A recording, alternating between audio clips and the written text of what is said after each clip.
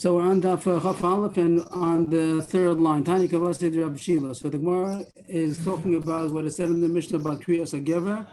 The Mishnah said that when Trumas Hadeshen is usually done Kriyas HaGever. And then we had the so far Machlokas Rav Shila and Rav, if that means by who's the crowing, Rav Shila, and Rav said that means when a man would announce, which was Gavin the Karos, like the Gemara brought before, Imdu Kanu Lavodaschem. And we brought a Brisa which supported Rav, and now we're up to the second part. This is going to be a Brisa supporting Rav Shila that Kriyas HaGever means the rooster crowing. So the Brisa says the following: somebody goes out on the road in the middle of the night before the rooster crowing, means not before the crack of dawn. So his blood is on his own head. Means if he gets into danger, it's his own responsibility. He shouldn't have gone out the middle of the night. Like it says in the Gemara Psachim, Bechitov, a person should leave on the road when it's already light. So here he talks about rooster crowing, as the Gemara is going to say right away. No one's waking him up over there. So Kriyas HaGever doesn't mean right away. It's going to say beferish. That doesn't mean the announcement of the Beis Hamikdash. It means the rooster crowing. The second crow. The rooster crows a couple of times. So some say the first crow of the rooster. Some say the second. Some say the third. A little bit lighter. It takes about a few minutes in between each time that he crows usually. That sounds like the roosters themselves. Some of them are early birds. Maybe that's like a literal early bird. Some of them are late birds. There's the average bird. So the regular Tanagol, I don't know how you're supposed to know which one is the regular one. I guess if you know your Tanagol, maybe by his nature. So the Tanagol Benini is supposed to wait until the crows, and maybe the first or the second or the third. So anyway, you see that Kriyas HaGever, those are the words over here. It says, Kodim Kriyas HaGever, and you see openly in the home members talking about a rooster. So that's the Brisa, like Rav Shila, that says that Kriyas HaGever is a rooster. So we finished the Machlokas. I really should have continued. I didn't know that it goes only a couple of lines. I should have continued yesterday till here. Here's the end of the Sugya. All of it was talking about from yesterday's Amud Beis, what is Kriyas HaGever, the story of Rav and Rav Shila, and the Brisa to each one. That's finished. What does it mean Kriyas HaGever? Does it mean a man announcing, or does it mean the rooster crowing? Now starts the next Gemara. Really should be like two dots over here. And it's going on the next part of the Mishnah, which says, it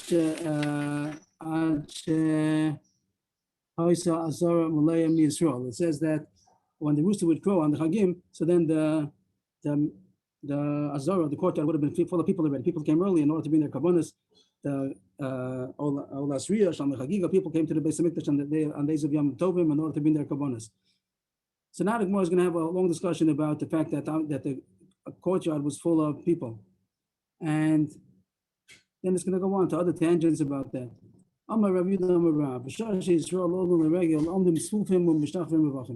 This is the famous Gemara that's quoted, that it's a Mishnah also, and others coming up soon, that when Am Yisrael would be in the regel, during the regalim, which was our Mishnah talks about the other regel, so it says they would be so crowded. The word tzfufim, Rashi says, means that floating.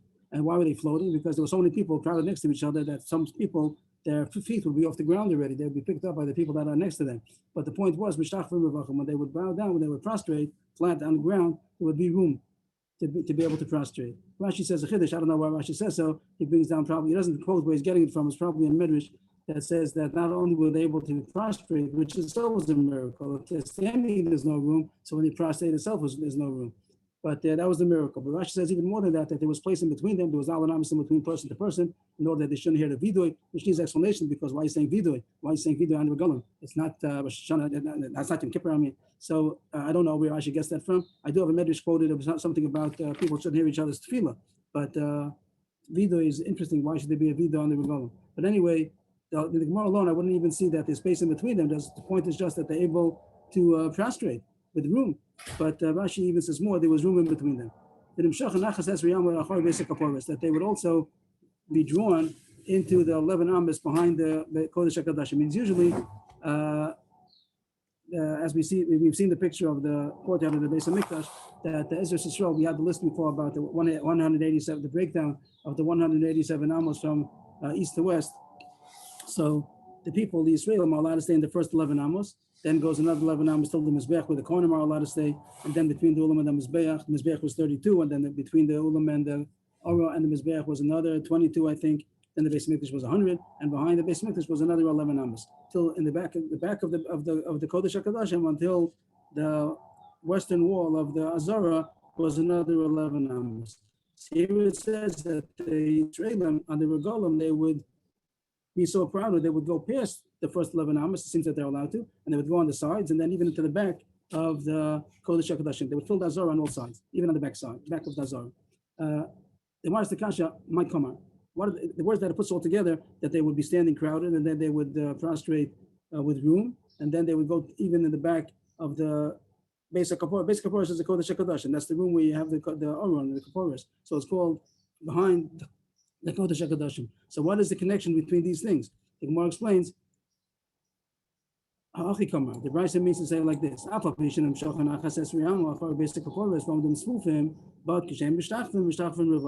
Brisa is coming to show how crowded they were. They were so crowded. Besides the fact that they were standing smufim, like Rashi says, floating, but they also had to even go back to the back of the Beis Hamikdash because there were so many people. But still, when they would prostrate, they would be able to prostrate with room. Rashi has a chiddush over here also. I don't see it in the Gemara. Rashi says that when they would prostrate, they would come back to the east, the way they're supposed to stand in the first 11 amas, and even there'd be room. Rashi make a bigger miracle out of it. That even when they prostrated, they didn't prostrate from behind the Beis Hamikdash. Those people that were there, when it came time to prostrate, then they would prostrate all from the eastern side in the first 11 amas that they were supposed to be in. I don't know how Rashi knows that, or what were they doing in the western side? They weren't allowed. So it seems here that you're allowed to go. It seems that Chaim Dov's asking what are they doing over there? You're not supposed to go only in the first 11 amas. It seems here that they are allowed to go. If they're coming to bring karbanos, so then you are allowed to go. If a person only for no reason, then you're allowed to go only in the first 11 amas. If you bring your carbon, you wouldn't be allowed to go further back. So Rashi says here when they were mishtach, they went back to the Mizrach again. Also, I don't understand why it doesn't. My Chabus asked me, is there any specific time that everyone has to be mishtachve together? It's not like Yom Kippur that they heard the Shem Hashem, so everyone was mishtachve, Baruch Hashem Kvod Malchus. So yeah, you didn't have that. So I'm not sure at what point was everybody mishtachve. Each person, it says la'alos v'leirosu l'shtachavos l'fanacha. That's what we say in davening. But is there a din to be mishtachve in the Azora? It could be when every person individually was being mishtachve. Rashi makes it sound like everybody was mishtachve together. So when was that? What was the cue that everybody's supposed to be mishtachve? I don't know. But the Gemara just finished saying what the miracle was that even though that it was so crowded and they were swoofing, and also they even went to the back in the west of the Beis Hamikdash, it was so crowded. But when it came time to be mishtachve, there was place to prostrate. The Gemara continues. This is one of the 10 miracles that would happen in the Beis Hamikdash, and that's the rest of the Gemara today. All got it. When I got it today. 10 miracles that happened in the Beis Hamikdash, which happens to be this week's Pirkei Avos. We're up to Parakeh, this coming Shabbos, so we have elaboration about that Mishnah right here. The Tanan, a Mishnah and Avos, it says on the side Parakeh Mishnah 8. So it's going to talk about the 10 miracles that happened in the Beis Hamikdash. Asara Nisim, Naso Beis Hamikdash, the 10 miracles that happened in the Beis Hamikdash.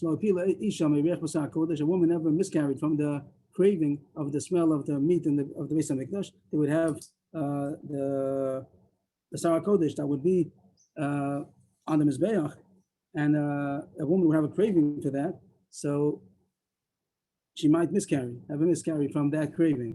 Rashi in Avos says that we wouldn't give it to her even if she would need it, and that is a pella because it says Gemara, Gemara that says that you do give it to her. If she needs it, you give it to her. That she shouldn't get into sakana. But here it says the miracle was that she never had such a craving. She never needed it. Rashi in Avos is difficult, that he says that you wouldn't give it to her if she would need it. She would need it, you would give it to her, the Gemara says, but the miracle was she never needed it. That was a miracle. The meat of the kodshim never became spoiled. It seems it would be a very hot day, it might become spoiled. Whatever happened, this meat never became spoiled. Number 3, there was never a fly in the place where they were shechting. The Beis Hamikdash is a place in the Beis Hamikdash where they shechted, and they had the meat over there, so flies would come, but flies never came. This is our subject of Yuma, that it never happened that a Kohen became a Balkari on Yom Kippur. It seems a little bit strange because if we saw that he stayed up the whole night, so why is it such a miracle? And it's considered still a miracle that he never saw Keri, never became possible from Keri. The menachos, these are all menachos, meal offerings of the tzibor, the omer on Pesach, the shtei lechem on Shavuos, the lechem upon every Shabbos, so it never became possible. We had a Gemara that spoke about tumah, that tumah hutru b'tzibor, tumah tchui b'tzibor, but if it would be other kinds of psulim besides tumah, so then there's no way to make it kosher, and a psul never happened. It could be that tumah never happened either, even though we would have used it anyway because it's a korban tzibor. We had the Gemara Pesachim that even though these karbanos tumah tchui b'tzibor, but still you're not allowed to eat it. Even to Mohotra, you wouldn't be allowed to eat it. It makes it a kosher korban, kosher, but you wouldn't be allowed to eat it. These are all menachos that are supposed to be eaten, but it would be kosher, but you still wouldn't be allowed to eat it. But it says here, it never became possible. Another nation, this is our main subject now. Only Svufim or Mishachvim Revachim. This is part of the Mishnah in Avos that it says they would stand crowded. Svufim, again, Rashi says means that it was floating. Others learn, by the way, that different than Rashi. The Aruch says that the word Safuk means crowded. It doesn't have to say the floating part that Rashi says. Rashi had the word Saf means to float. So he says that they were as if they were floating. But you can learn like the Aruch says that it means the hook. They were standing crowded, but when they came time to be Mishtachah, they had space. And then right there, the Mishnah continues. I thought you said that earlier. Now you're saying it again. The Gemara said it's a Mishnah. The Gemara says this is one of the 10 miracles that's out in the Mishnah. When the Mishnah this is where we find this is the proof of what we just said. This is the Mishnah that it says. Before we didn't bring a Mishnah, now we're saying a Mishnah. That it never happened that a snake or scorpion would damage anybody in Yerushalayim. Nobody ever said that it's crowded for me. I have no place to sleep in Yerushalayim. Rashi throws in something interesting. Rashi says that nobody ever said that I don't have parnasa. Second wide line in Rashi. Tzali amakom is a no side chukim the rasi the chukah that I don't have enough parnasa and I don't have a crowded dira. The Pashut sound words would mean I have no place to sleep. Literally, if other regalim they would come, they're looking for a place to sleep. No one ever said I have no place to sleep. The Gemara has the kasha that the last two is Yerushalayim and not the Beis Hamikdash. The Rashi started off. I'm sorry. Are you saying that Rashi was saying that when we says that he was including those in the Tzarli Hamakom She'il B'Yerushalayim? Nobody Rashi said that they had a problem with Parnasa? That's what Rashi says. Rashi's second wide line. I don't know why Rashi says it and how he sees it in the words. So Rashi makes it sound like no one ever said I can't live in Yerushalayim because of any kind of circumstance. Rashi's second wide line says Muzanosai the chukim. I don't have enough food. Or the Rasi the chukah, that the living quarters are too crowded. The perception of the words of the Gemara would mean that no one ever said there's no room for me in Yerushalayim. He comes to Yerushalayim, he wants to sleep over. The word alin means to sleep over, which would mean that he needs lodging for the night. The person came to be all the regular. Where could he sleep? Where could he pitch his tent? So no one ever said I have no room. Rashi makes it different. I don't know why Rashi says differently than the Pashup Pshat. Just to point out an very interesting thing that the Gemara talks about that no one ever said that it's Tzali Hamakom. The pasuk says that in the Nechamos, in the consolations of Yerushalayim, it says Od Yamu Baznayach Neish Kolayach Tzali Hamakom Shali Ve'Sheva. It says that it's a bracha that is going to be once again. It's going to be a time that it's going to be crowded in Yerushalayim. That a person is going to say, "Please move over, make room for me." At the time when Yerushalayim was desolate and it was empty, they said Nechama that it's going to come a time that's going to be so crowded that people will say, "Please move over, make room for me. There's no room for me to sit down." Or you're sitting by some kind of Suda, and someone says, "Please make room for me." You're going to a kiddush and say, "Please," it's a fulfillment of the nevuah that going to come a time people are going to say Tzali Makom Shali Ve'Sheva. But it is different. Here's talking about to sleep over. Tzali Makom Shali Yerushalayim. No one ever said that's a bracha. No one ever said there's no room to sleep. But over there, the bracha is that someone says it's so crowded. Please move over. Make room on the bench. But it is interesting that the Gemara uses the same word. Tzali Makom. That's the same word as the pasuk says. Are these same miracles? These same miracles were in the 10 miracles that happened. First temple and the second temple? So the Gemara is going to talk about it. We'll see in the Gemara. The Gemara will discuss that. I forgot. Please hold on to that as we go on, and we'll concentrate if it's talking about the first or the second temple. So right now we're up to 8. These are 8 of the miracles, 8 of the 10. So we finished 10 already because the Gemara understands. How did we finish 10? I counted 8. Because you counted Omer Shtei Lechem Lechem upon them all as 1, right? Yes. So the Gemara counts it as 3. Very good. At this point. What is the Omer? The Omer is an animal? The Omer is a barley mincha. Is it a bread made out of barley, or is it actually the bushel of barley? They didn't make a bread out of it, but it's not the point of it. They did make breads out of it. But the point is it never became possible. The Shtei Lechem was it? Shtei Lechem was bread. I said that was a bread. That's what I said. About the Omer was not made into a bread. As far as I remember. How did it look? Okay, but it's not the point now. We'd have to keep on the point. There's a lot of talk today. Okay. So the Gemara counted 10. The Gemara is happy with the count. Leib Yaakov said that if you count Omer Shtei Lechem Lechem upon him as 1, it's only going to be 8. The Gemara is going to talk about that soon. But at this point, the Gemara thinks that counted as 3. So we finished the number 10. Agav, if you're looking in the Mishnah and Avos, you'll see not the way it says it by Yos over there. It has more, as we'll see right away. But so on this Shabbos, when you learn Pirkei Avos, you'll see, compare it to what it says over here. The Gemara continues that the Mishnah started off 10 nisim happened in the Beis Hamikdash, and then the last 2 about the scorpion, snake and scorpion, and then about the place to lodge overnight. it's talking about Yerushalayim. It's not in the Beis Hamikdash. So it's not 10 in the Beis Hamikdash. It's 8 in the Beis Hamikdash and 2 in Yerushalayim. So that's the kasha.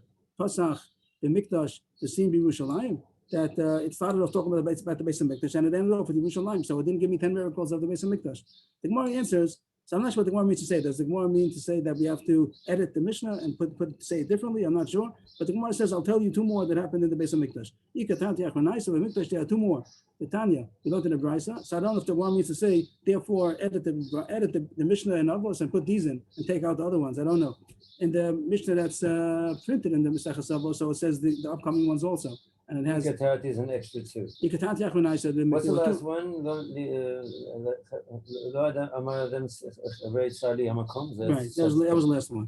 And the Gemara's kasha was that the last 2 is about Yerushalayim. The answer is there are 2 more. Last time around I got to 5 and I got confused. Finished last 5, 5 years later, whatever, 8 years later. So the Gemara answers that there are 2 more in the Beis Hamikdash, which it doesn't say, and now we're going to bring it down. The Tanya, with 3 lines before it spreads, that the fire of the Mizbeach was never extinguished, even though it rained. In the courtyard, there was no roof. It wasn't a roofed courtyard. The courtyard was closed. It was open, I'm sorry. When it rained, it rained. But the rain never extinguished the fire of the Mizbeach. That's a miracle. And another one, Vashana Marocha, Afilu Kol Rucha Shabolam, Bosom Manash was broke in Bezizas Sasomim Komo. And this pillar of smoke that came up from the Mizbeach, even if there would be very many winds, it wouldn't move it. It wouldn't move the pillar of smoke. The pillar of smoke would stay erect. So that's considered another 2 miracles, even though we got 2 more about Yerushalayim. That's not on the count. The count is the first 8 that we said. And another 2 would be that the fire never got extinguished and the smoke and the winds didn't move the smoke. So we have 10. At this point, the Gemara is happy. And also we got a bonus of 2 more of the Yerushalayim, about the snakes and about not being, everyone was able to find place in Yerushalayim. We're up to the first white line. The Suleka, not a Gemara say, I have more. 1 miracles in the Beis Hamikdash, I have more miracles. But Tanya, Rav Shmaya Bekal Nevo, some say Mikal Nevo, it's the name of a place. He said over a Brisa, Shivei Klicheres Nevlam Bim Koman, that the broken pieces, the shards of an earthenware vessel in the Beis Hamikdash in the courtyard were devoured in their place. So Rashi explains that if someone had a Klicheres, an earthenware vessel, and they cooked kachim in the kli, so the absorptions, they become nosa, like any carbon that it stays overnight, so it becomes puzzle to eat. So if you have a klicheres and you cook the carbons, you're not allowed to use it anymore, and there's no way to kasher it, so you have to break it. And the pasuk says, Rashi means the pasuk here. You notice the pasuk in Rashi on the third, fourth line, fourth wide line. That you have to break the klicheres which was cooked in the carbon. So Rashi also says the Gemara in Zvachim says you have to break it in the Mokum Kadosh, you have to break it in the Azara. And Rashi also says you wouldn't be able to take it out anymore, which that is not clear. Why wouldn't you be able to take it out? The Taisvus Shanim says he doesn't know where you know that from, but it seems the Gemara is saying that, or maybe it was extra, not unnecessary nace, but it says that all of those broken shards would be swallowed up. The earth would swallow up the broken klicheres. That again, they had a klicheres, earthenware vessel that they cooked the carbon, and it's unusable anymore. And it says in the pasuk you're supposed to break it. It's supposed to break it in the Azara. And then also Rashi says you can't take it out anymore. And if so, then you'd get heaps. With time, more and more klicheres would be broken. You'd have a dump over there full of broken klicheres shards. So a miracle happened and it was swallowed up in its place. That's another miracle. Why doesn't it mention this miracle? More miracles. More of a notes of addition, Mizbeach HaPanim, addition, Menorah, also in the Vlam Koman. There were other things also that were swallowed up in their place. It seems besides the addition HaMizbeach, means the addition of Mizbeach HaChitzon, that talks about without all the addition, but just the Trumas Hadeshin, that the pasuk says Trumas Hadeshin, that you take off the Emes Hadeshin, you take yesterday we had about the Trumas Hadeshin, you take off a shovel full of ashes from the Mizbeach and you put it next to the Mizbeach. That seems that it got swallowed up. And that's the Lachora. Do have a and picture the of says that. there are other things that was I swallowed have up. a picture of that. I don't know if it's necessary or not, but it shows like some kind of a little square. I don't know if it was like a hole or not. It ends up by B'makoman, Okay. right? Nivlaim B'makoman. Yes. Good. Okay. Very good. This is on the eastern side of the Mizbeach. If anybody Yeah. sees. So you walk down the rim of the Mizbeach and then you walk towards the north, third 10 amos, and over there is the place where was the Deshin. And it was swallowed up. There was no floor. They made it shouldn't be a stone floor Oh, over that's there. what we said a few days ago. It was swallowed up by the. We said Okay, it. maybe we mentioned it Agav. There wasn't. Yeah. We didn't have a Gemara about that. So here, the Gemara says that in the same spot it was also swallowed up the more of a notza, Dishin Mizbeach HaPanimi, and Dishin HaMenorah. So This is not, there's not a hole there. In other words, there's no hole. no, there's no hole. There's no hole. Yeah. I think that the artist just made there shouldn't be Right. stones over there. It doesn't even say. I don't think it even says specifically that points out there was no stones over there. I don't think it talks Right, about it. that's before But they're the saying fact. that it was no. There were no. The artist understand that there's no stones over there. So he just made an area where there are no stones. But it wasn't that it was supposed to be a hole. It was earth, and it got swallowed up. That was a miracle. It says that not only the Trumas Hadeshin, but also more of a notza. More of a notza means by Ola Sof. That's a pasuk in the Torah that when you bring a Ola Sof, a bird which is a carbon Ola, and it's completely burnt down the Mizbeach, but the more of a notza, which would mean, I forgot the word in English, but the stomach of the, I forgot what it's called in English. Notes are the feathers. So that's supposed to be taken out. You don't burn that on the Mizbeach, that you take away and you throw it. You throw it into this place, and again, here it says also that it's swallowed up. And Dishin Mizbeach HaPanimi means when you take off the ashes of the inner altar. The inner altar, okay, that's good. Chaim Levi Yaakov, that's the point. More is the innards, no? Mura is the disgusting part. The Oh, re'i, yeah, the yeah. re'i, like Reish Ayin Yud, the same word as re'i. Okay, let's get the Gemara on again. So the Dishin Mizbeach HaPanimi would mean when you take the ashes off the inner Mizbeach, that's where they were marked the Ketores. The Ketores was on the golden altar, and they would take off the ashes over there. They would put it here also in the same place, would get swallowed up. And Dishin HaMenorah, the leftover oil and wicks that's left over from the menorah also would be put into place. And all of them, the Rambam come on, they would be swallowed up. So the Gemara is asking that you have these two cases. First about Rav Shmaya talks about the klicheres, the broken shards will be swallowed up, and also these three things that Abai said will be swallowed up. So you have more miracles. Yeah. How come you only say there are 10? There are these two more. The Gemara counts this as 2 so far. Rav Shmaya, his brisa that talks about the klicheres, and Abai spoke about these three things. The Gemara counts it as 2. I don't know why, but the Gemara counts it as 2 at this point. So you have 12. So now the Gemara says what Levi Yaakov was suggesting. So the Gemara says before the brisa in the Mishnah that we had about the Omer Lechem Apanim, we counted it as 3. So now change that. Sham counted only as 1. So now you're down from 10 to 8, and now you're missing 2. So Apik Trey, you took out 2, and now Ayil Trey, put these 2 in. And the Gemara considers, at this point, the Gemara considers Rav Shmaya's brisa about Ticheres, that 1, and Abaya more notes of Dishin Mizbeach HaPanimi, Dishin HaMenorah, all these are considered another one. So put this in and you have 10. We had 10, we added 2 more, that's the problem, at 12. The answer was we combined the 10 into 8, we took 3 into 1, so 10 became 8, and now you added on these 2. But We already had it 24. It was a kasha, we had 12, that was the problem. The Gemara kasha, first white line, there are 2 more, so we got up to 12, that's no good, there only should be 10. So the Gemara says combine the Omer Lechem Apanim into 1, so it brings down the 10 into 8, and now we have 2 more, so the number is good, that's what 10 is. The Gemara is a kasha that it's not fair that you're counting all these blue in as 2. If Rav Shmaya and Abai are all the same, what's the difference if it's klicheres or it's more of a notes of addition of Mizbeach? All these things that are swallowed up should be considered 1. So you're down to 9. So if you're counting all of those Omer Lechem Apanim as 1, so count all these things that are swallowed up also only as 1, and therefore you're down to 1. You're down 1. You're up to 9. So the Gemara says I found another one. There's 1 more. You're right. We're going to do that. We're going to combine all of the Omer Lechem Apanim as 1, and all of these blue all these things that are swallowed up in the earth also is considered 1. So we're missing 1. We need 1 more to get the number 10. So there was a big miracle that happened with the Lechem Apanim, the showbread, every Shabbos, that when you took it away, it was still as hot as it was when you all arranged it. It means it was there on the table for a week. You put it on Shabbos and it stayed there the whole week, and then you took it off the next Shabbos. And it was hot, steaming hot maybe, the way that it was on Shabbos a week later as it was when you put it down. This is a pasuk in Shmuel. Over there, talking about when David was running away from Shaul, and he came to Nov, Yerakonim, and he came to Achimelech, and he told them there's nothing to give you. Give you only lechem apanim, and he described it as being the hot bread which is taken even hot. So the Gemara, at least on a drash level, and it says that it was taken hot as it was put a week ago when it was put onto the bread, onto the table. So that was the 10th miracle that lechem apanim stayed hot the whole week. So we have 10. We're up to 10 again. Now the Marsakasha of Sulek is nothing else. There's more. We still have more miracles.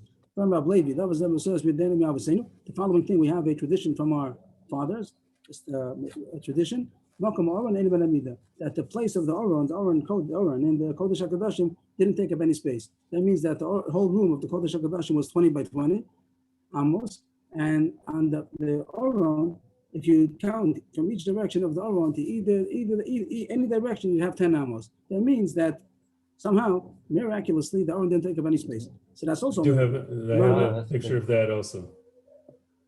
how is that going to be? How are they going to show the miracle? Okay.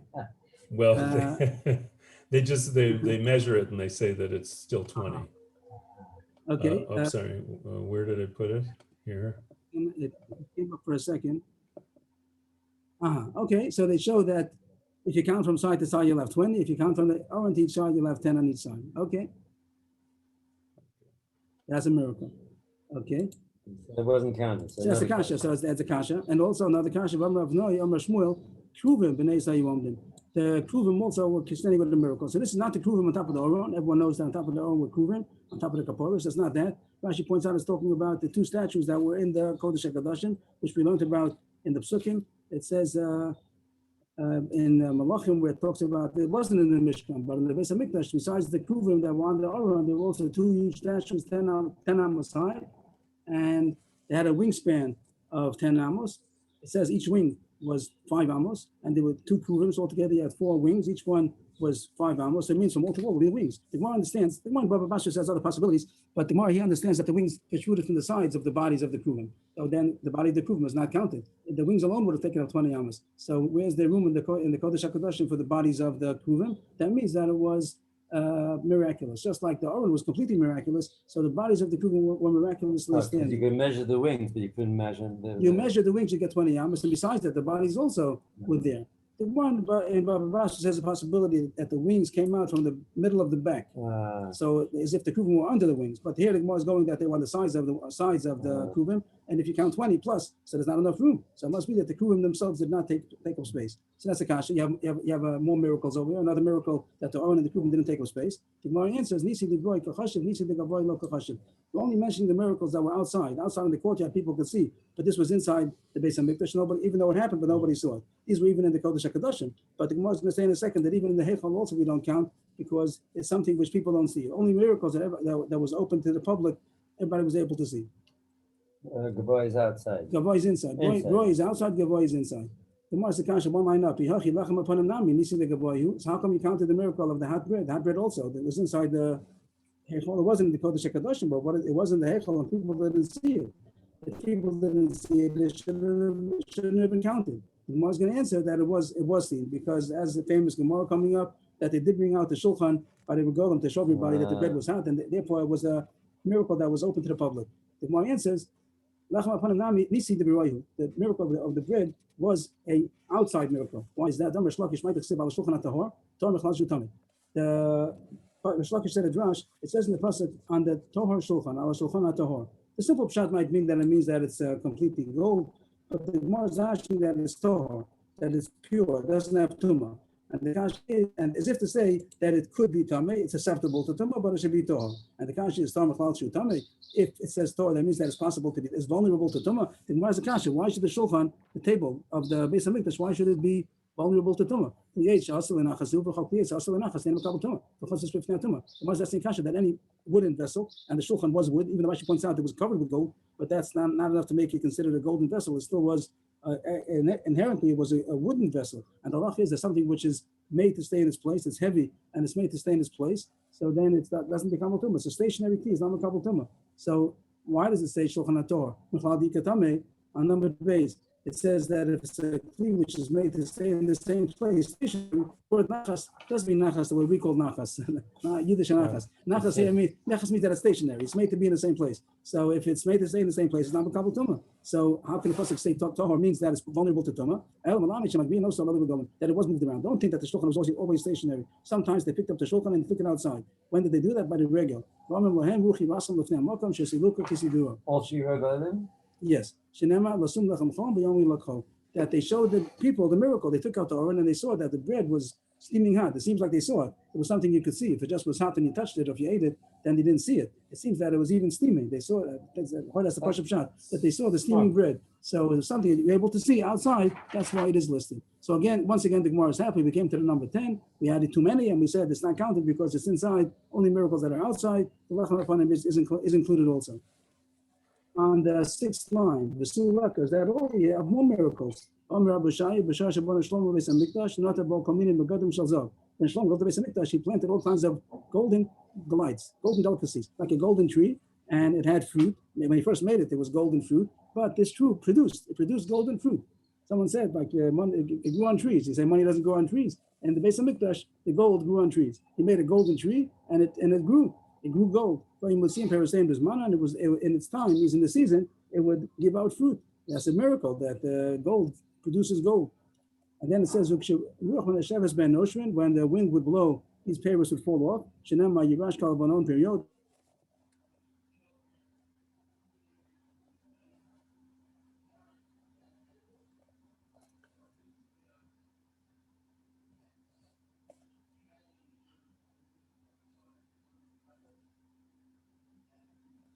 That it means Lebanon is the Beis Hamikdash, and it talks about fruit, period.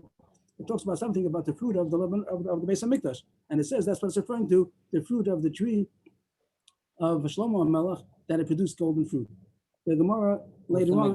What's the Megadim? The garden, these are the fruit. It made Delights. Delight. Delight.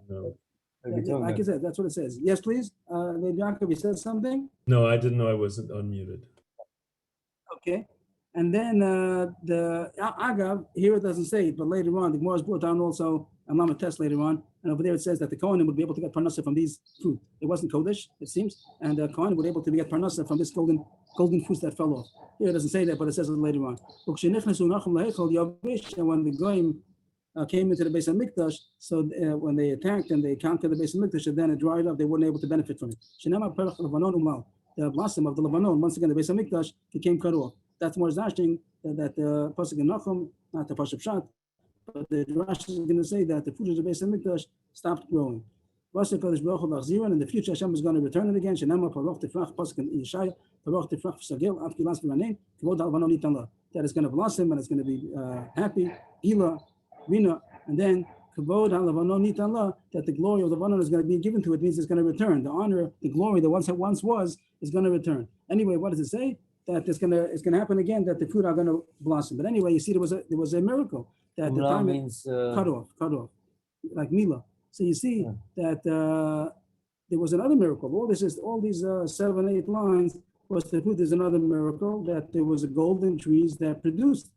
That's a miracle. The Gemara answers first line. It doesn't mention standing miracles that were constantly happening. That it didn't mention. Everything else is not considered as like the fact that a woman didn't miscarry. It's not something that's constantly happening. It never happened. That's true. It never happened that a fly came. But it's not that you had a constant miracle happening. But that there should be fruit growing is a constant miracle. And the Gemara says this also would take you of another kasha. Besides this kasha that we're answering, that the golden fruit are not mentioned. Also, now that you came on to this,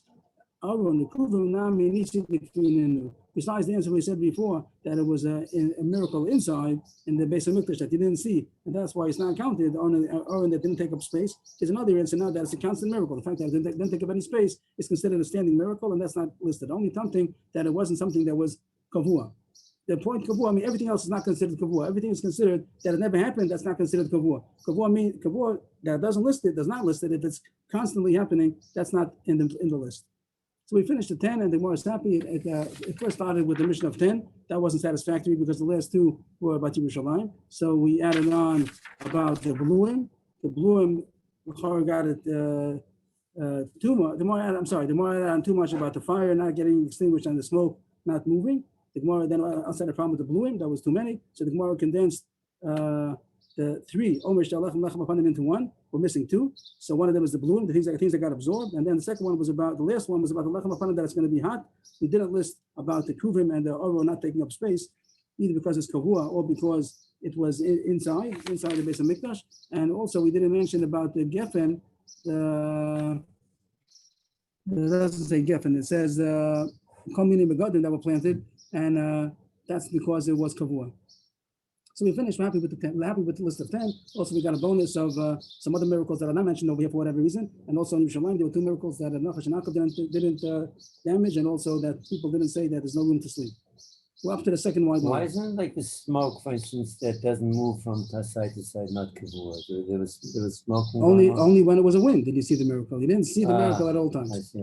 The Gemara says in the second white line, Amamar, Bashana Barucha, it says something about the pillar of smoke that it didn't move. The Gemara says there was no smoke. It's a kasha. We talk about the smoke didn't move. Umi hava Ashan Barucha. Was there any smoke? There was no smoke in the first place. But Tanya Bryce says, Chamisha Devarim Nembu Beishal Barucha. 5 things were said about the fire of the Mizbeach. One is Refutza Kari. Second, Baruch Achama. Third, Yesh Bamamish. Fourth, Rochelas Lachem Kiyavation. And fifth, Einam Al We're interested in the fifth. We'll get there in a second. And it's going to say there's no smoke. That's Gemara's kasha. The first one was that there was the fire was crouching like a lion. People understand that it means that it was in the shape of a lion. Maybe. Others say maybe it means that it was not fire that would be flying up. It was more a calm fire. The same way that a lion crouches and is very steady and calm, so too the fire was a crouching fire. The Gemara is going to soon talk about a possibility like a dog. So maybe there was a difference in the shape of it. Maybe people understand that it means it was in the shape of a lion, and they're saying maybe. Baruch Acham was a clear fire. He looked at the fire, he saw that it was clear like the sky. The fire was a very clear fire. Yesh B'mamish, it had substance. I don't know what that means, but it was a fire that has substance. Okay, you can't touch it to find out. Of Mitzrayim, Oh yeah, but okay, but there you can touch it. Here you couldn't touch it. You can't touch the fire. But he says the fire had substance, whatever that means. Achelas lachem kiyavation was able to consume moist things just like dry things. Very strong. The fire, not because of the strength of the fire, but it was no difference to it. If it was lach yavesh, it was able to consume even things that were not dried out, like the meat. The meat on the mizbech was not dafka dried. It was lach, fresh meat, but it was able to consume it as if it would have been dry. The einam al had no smoke. That's the kasha. That's what we're looking for. Here it says there was no smoke. You're saying the smoke wasn't moved. There was no smoke. The more answers, Kikamina did the hedyot. There are 2 fires on the Mizbech. One was the heavenly fire, and one was the human fire. That even though there was a heavenly fire that came, Rashi talks about in times of Shlomo, it might have also meant that in times of Moshe Rabbeinu, that the heavenly fire came down by the Yom HaShmini Miluim. But Rashi doesn't say that. Rashi says it means from Shlomo Melech came down a heavenly fire. But anyway, it says that besides the heavenly fire, you have to make a human fire. The Tanya, the person says openly that they're supposed to put a fire on the Mizbeach, even if there's a heavenly fire. Even though a fire comes from heaven, a heavenly fire, still you have to put a human fire. So the heavenly fire had no smoke, but the human fire had a smoke, and the smoke didn't move. That's the miracle. The Gemara continues on the. So not all the smokes that were in the Beis Mikdash were heavenly fires. Right. Not all the smokes, not all the fires. No, The heavenly fires fire were had no heavenly smoke, and the human fire had a fires. When smoke. did we see that it truly was when Moshe and Aaron brought the first korbanos? Over there it says that, and here it says that there was no, and Rashi talks about the fire of Shlomo. I'm not sure, Rashi must be based on a medrash. I'm not sure where Rashi's bringing it So from. that wasn't all the time. That was The Gemara continues. Revutza Kari, the last word on the line, Revutza Kari. Vatani, Amr Abchanina, Skana Konim, Ani Yisi, Revutza Kikelev. Rabchina Skana Konim, they lived in the base of Mikdash, times in the base of Mikdash. We had already other places where he said what he saw, and he says that he saw that fire and it was crouched like a dog. So it must mean, maybe it means the shape of a dog, shape of a lion. So that's a kasha. The Gemara says lo kasha. Come to Mikdash Rishon, come to Mikdash Sheni. In the first temple, it looked like a lion, or it was crouching like a lion. In the second temple, that's when Rabbi Chanina Skana Konim saw it. So then it was crouching like a dog, which is not, of course, not as good as like a lion. So before the question was asked, Avram asked if they're talking about the Mikdash Rishon, Mikdash Sheni.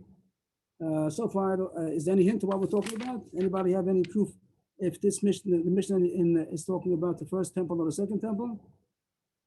The Aron. What is that? The Aron was in the second, but by Sheni. The Aron. So that doesn't. There was no Aron, but that doesn't. As far as the discussion of the 10 miracles, do you see anything? The Gemara is the kasha about the Aron. It is true, but the final is saying that when the Gemara is the kasha that it should have listed the Aron not taking up space, that was talking about Bayis Rishon. That is true. So it seems on the more understood that the Mishnah is at least talking about the Bayis Rishon also.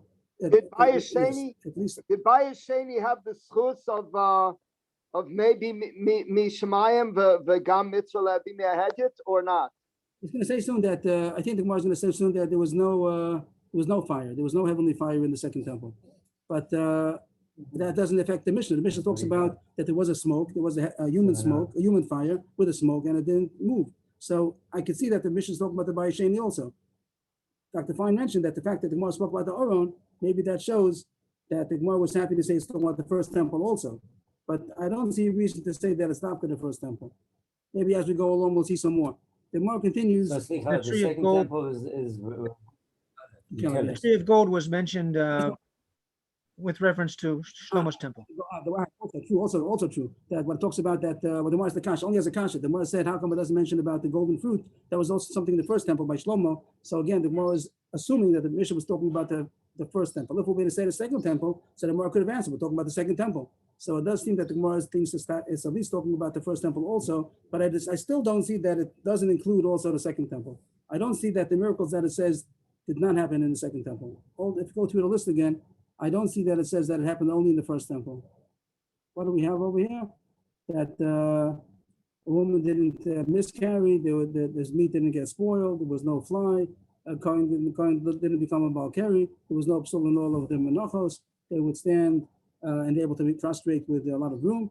So I don't see, and then we added also that it was balut, or the fire. We say now that the fire didn't get extinguished and the smoke did not blow, and the Gemara is saying that there was a human smoke. So I don't yet see, and also the Gemara spoke about the blue, so it could be speaking about the second temple also, as far as I see. We don't know. It was only talking about the first temple. It could be both. I think so. You see a few of the Gemara's conscious, the Kruvim and also the golden fruit, that it was talking about the first temple. The Gemara said, why isn't it listed? So the Gemara wanted us to list also the miracles of the first temple, but I don't see that it's not for the first temple. Let's leave it like that so far. The Gemara said, Kasha, Vusa Kari, we just said Vusa Kasha, we did that already. The Gemara said, Kasha, you're telling me that there was a fire, a heavenly fire in the second temple. The fact that you answered the kasha, one was a lion, one was a dog, that the dog was in the second temple, he says there was no fire, heavenly fire at all. There was, of course, a human fire, that we put a human fire, but was there heavenly fire in the second temple? The pasuk says that in the Chagai, that's talking about that they should build a second temple. So Hashem said, I'm going to be, I'll favor it, and I'll be honored. The Ekovda. It's pronounced Ekovda. A Karina and Ekovda, but the pasuk is missing a hey. It doesn't say the hey, it's a Korean eksiv. It has the Ekoved, but we read it the Ekovda. Why does the pasuk not write a hey? That's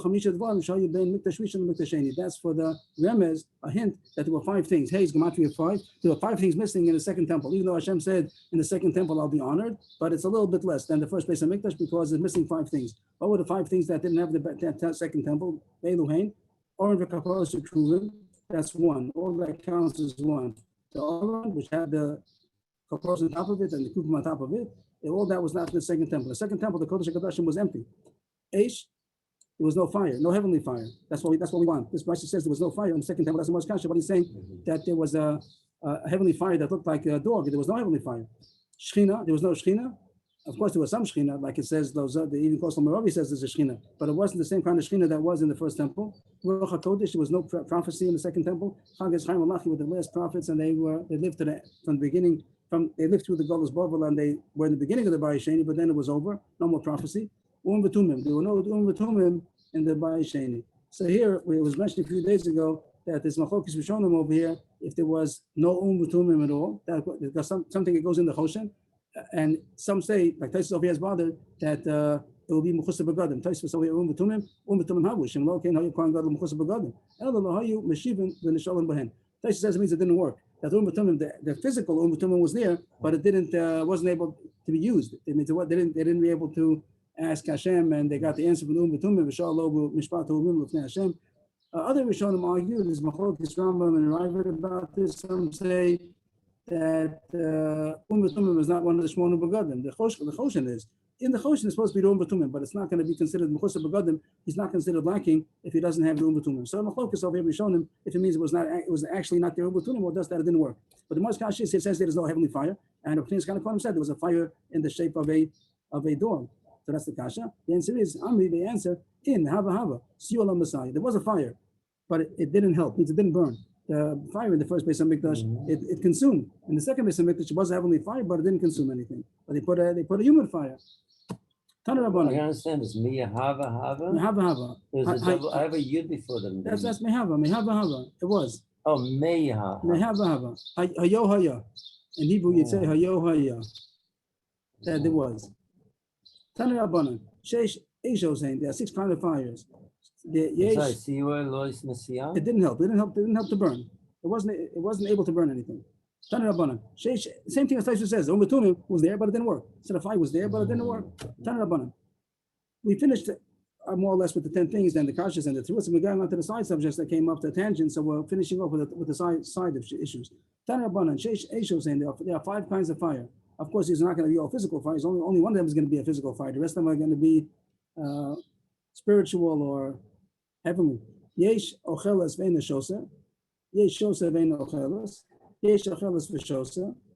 Yesh ochelas lachem kivation. Yesh eish docha eish. Yesh eish ochelas eish. Those are the 6, and then we're going to explain them. Let's translate first. There are some fires that consume solids and not liquids. That's a way of saying eating and not drinking. That it consumes liquid, solids, not liquids. Yesh shosa ve'ena ochelas. Some consume liquids but not solids. Yesh ochelas v'shosa. Some consume liquids and solids and liquids. Yesh ochelas lachem kivation. Some can consume moist things just as they consumes dry things. No difference if it's moist or it seems very similar to ochelas v'shosa, but I'm not sure. Here it says that it consumes moist like Oh no, we're the 6. We've got much more than 6. No, you only have 6. Yesh eish docha eish. Some fires push away another fire. Yesh eish ochelas eish. And some fire can consume fire. And that didn't tell you yet what they are. Now we start again, and now we're going to explain what each one is. So we're on the line that the last word on the line is eish. Yesh eish ochelas ve'ena shosa. Up till there, Adkan is the 6. Is the 6, but didn't say what they are. This is what the characteristics are. Now it's going to say what they are. Number 1, yesh eish ochelas ve'ena shosa hadidan. That's a regular our fire, human fire, regular fire that we have. It consumes solids. It doesn't consume liquids. Shosa ve'ena ochelas b'cholin. What's the kind of a fire that drinks and doesn't eat? That's the fire of a sick person. It means a fever, the heat of a person who is sick. So he gets dehydrated, it takes up the liquids, but it doesn't take up the solids. It doesn't take away the food that he ate, it takes away the liquids. So that's considered a fire that drinks and doesn't eat. Ochelas v'shos, there's a kind of fire that eats and drinks. The Elio, that's the fire that Elio made by Harakarmel, not he made. It came down from Shemayim, a heavenly fire, and that ate up not only the carbonis, the carbon, but also the water. That it says over there, they put water all around. And even the water that was in the furrow all around, also it singed that also. So that fire consumed even liquids. The Brisa continued. There's a fire that's able to consume moist just like dry. That's the fire of the Mizbeach that it consumed the carbonates that were moist just like it would have been a dry object. I'm sorry, where does this 3rd one start? We're in the 4th already. 4th, I'm lost. That's the pasuk. That's the pasuk in Malachim. That the water singed even the water. That was by Eliyahu. Right. So then that's the 2nd. That's the 3rd. Oh, that's already 3rd. Now the 4th. Ochelas lachem kivation is the 4th. That is able to consume moist like dry. The ma'arocha. That's the fire of the mizbeach. Yesh eish docha eish. This 5th is a fire which pushes away fire. The Gabriel. That's the Gemara that we had in Psachim that talks about the Gabriel saved Hanan Mishal Bazariah from the Kivshan Eish. So he's a malach of fire, and he's able to save fire. He pushed away the fire of the furnace. Yesh eish ochelas eish. There's a fire that consumes fire, the Shekhinah. That's the fire of the Shekhinah. Obviously, it's not a physical fire, and that the Gabriel is also not a physical fire, but the Shekhinah is surely talking about Hashem. So it says, the Amamar Hoshet is both B'nei V'sov, but the Medrash says that Hashem was asking the Malachim if man should be created, so the Malachim said no, so Hashem burnt them. So it says that in the esoteric way of saying it, it said that the Shekhinah put his finger amongst the angels and he burnt them. The Malachim are fire, and Hashem, his fire, burnt them. So it's a fire which consumes fire. That's the end of the sugya about the 6 kinds of fires. Next What point. was the 5th? What? I need to catch the 5th one. 5th was about Gabriel, and the 6th is the Shekhinah. The Gemara continues now. The last one on the line is Kol, Afilu Kol. We said that the miracle, this was the last miracle mentioned before, that it said that the smoke of the Marucha, even if all the winds would come, it wouldn't push the pillar of smoke. First, we have to speak about, was there a pillar of smoke? That was what we said, that the human fire had a pillar of smoke. And it didn't move from the winds. And the Mashkash is that it does move. The Mashkash is going to ask that it says that the pillar of smoke did move. On the Motzei Shmini Atzeres, the last after the last day of Sukkot of Shmini Atzeres, Hakol Sofin Lashana Marocha. Everybody would look to the smoke of the Mizbeach. And that'll be a simon what's going to be with the rain of this year. Rashi points out that during this Sukkot, that the zera of the water is decreed on Sukkot, and after Sukkot, so they want to see what the decree is going to be. They had a simon in the pillar of smoke that came out off of the Mizbeach, what's going to be this year. And it says, which direction did the pillar of smoke point to? Note the klapi cell phone, if the pillar of smoke was facing north, that means that it's a southern wind. The southern wind is pushing the smoke that it should go to the north. So that's Anim Smechim of Balibatim at Seven. The poor people will be happy. It's going to be a good year for food. It's going to be cheap. Balibatim at Seven. Balibatim, the landowners, the ones who would try to make money with the grain, they were sad because it's going to be cheap prices. So Mipnei Shegish Meishanim and Reuben means there's going to be a lot of rain. The fact that it is a southern wind means that there's going to be a lot of rain. And Mamela Perasay Markivan, there'll be a lot of fruit, there'll be a lot of produce, and also you're not going to be able to store it. Means the Balabatim, the ones who want to make money on it, they would like that it should be a limited supply, and also they should be able to store it and then bring it out later on in the season. But the weather is not going to allow them to store it because it's going to get spoiled. So then the prices are cheap and the Anim are happy. The other extreme, not the Klapidorm, if the wind was pushing the pillar of smoke towards the south, it means it's a northern wind. Then the opposite. Aniyim Atzevim Balibatim Smechim is going to be expensive. Inflation is going to go up, and therefore the poor people were sad, and the Balibatim, the field owners, they were the ones who were happy. Why? A little rain that year. They were saying Mishtamin, and it's going to be a good weather also to store whatever produce they're going to want to. So therefore, there's not going to be a lot of food, and it's going to become expensive. So the prices are going to go up. Not the Klapi Mizrach, if the pillar of smoke was facing towards the east, which means it was a western wind, Akol Smechin, that's something in between that's balanced, and everybody's happy. There's enough money for everybody. It's not too cheap, it's not too expensive. Klapi Ma'avakol, even if it's towards the west, the eastern wind, everyone's sad because there's going to be no food or very little food. So the kasha is the east wind is very hot. That's what it sounds like. That's what it sounds like. Yes. I thought the northern wind was like we know today, it's called a sharav. The sharav is from the east. Oh yeah. Yeah. Okay. So the most kasha was, does the wind? We said that the smoke wouldn't lean to any direction. Here he's saying that it leans all directions. By us, it says the miracle was that it didn't move. The pillar of smoke didn't move. The more answers the azil va'asi kedikli va'avdurei lo hava mivdiri. It didn't disperse. What we need to say is that it didn't disperse. It would move around. It would move around like a stick, like a decker, like a palm tree. It stays stiff and it could shake to either direction. So it can go to the north, to the south, but it didn't disperse. That's the point. When we said before that the winds wouldn't move the ashan, the smoke, it doesn't mean that it didn't move the pillar. It moved the pillar, but it was a pillar. It stayed as a pillar. So it was a miracle, but still there was a way to see which way it was pointed. One more Gemara. The Gemara is going to talk about now the east and the west, which wasn't our subject now, but it came in Agav and it said that and it said if it's towards the east, which means the western wind is good, and towards the west, which means the eastern wind is not good. And the kash is the Bryce says the opposite. Minu, a kash from the Bryce which says the mamish opposite is rachis la'olam yafa, eastern wind. It's just a little bit confusing because here the Bryce says klape mizrach, which means the western wind is good. And here it says that the eastern wind is good. That's the opposite. To say that the eastern wind is good is against the Bryce, because before the Bryce said that towards the east is good, which means the western wind. So that's the kasha. Is the eastern wind good or not? Here it says the mamish opposite. That the eastern wind is always good. The western wind is always difficult. The northern wind, it's good for wheat and it's not good for olives. It says a little more detail. It says it's good for wheat if they already grew a third, and it's not good for olives at the time that they're being choned, which is a question. What does chanata mean? Does it mean that the sap rises or blossoming? That's a question what the word chanata means, but without those details, it says that the northern wind is good for wheat and is bad for olives. And ruach dom is kasha lachitim shlish is the opposite, that the southern wind is difficult for wheat and it's good for olives. Again, it's difficult for wheat when they already grew a third, and it's good for olives if they already have chanata.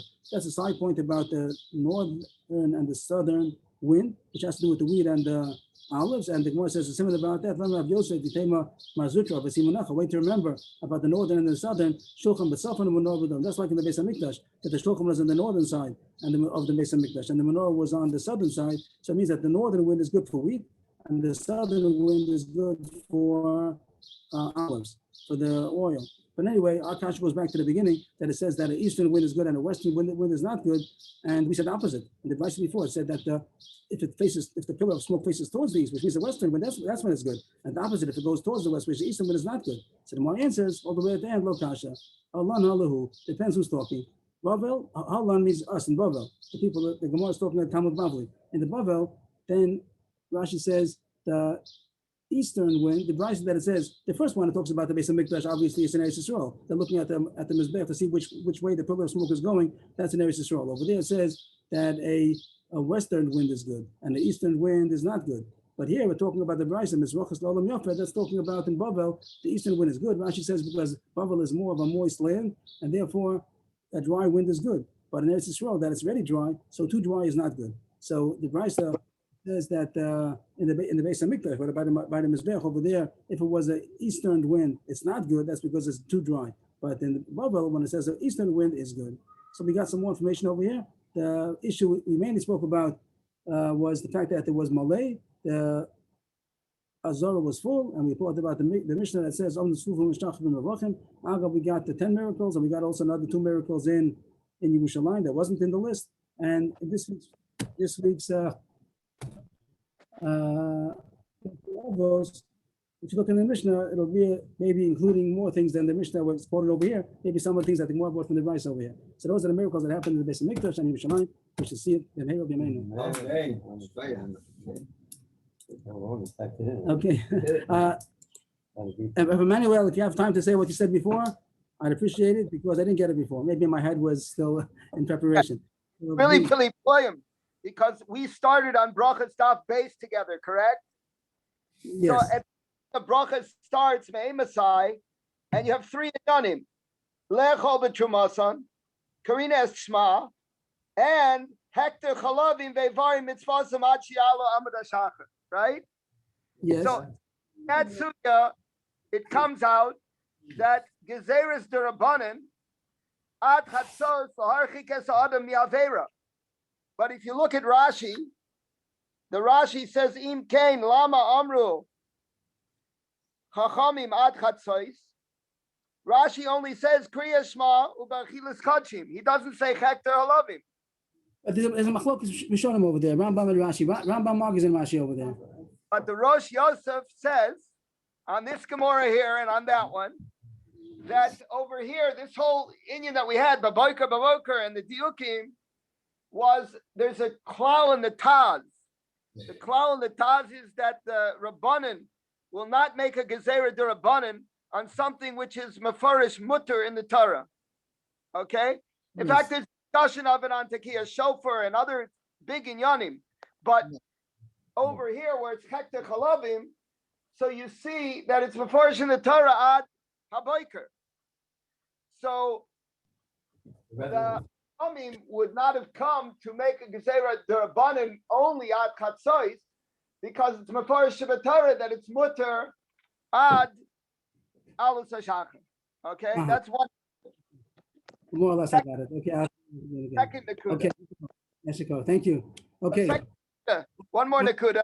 It's really time for the next year, so I can't stop. I can't hold up the people. But I am interested. Next time we'll meet, I'd like to hear. Okay, Kal. Okay, thank you.